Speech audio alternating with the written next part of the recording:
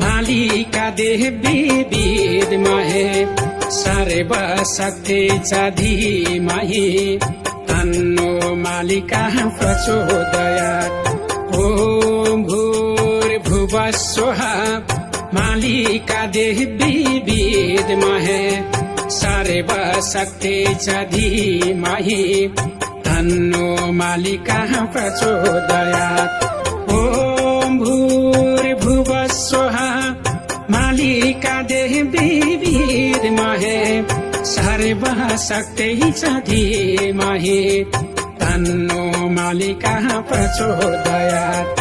ॐ भूर्भुवः स्वः मालिका देवी विद्महे सर्वशक्ति च धीमहि तन्नो मालिका प्रचोदयात्।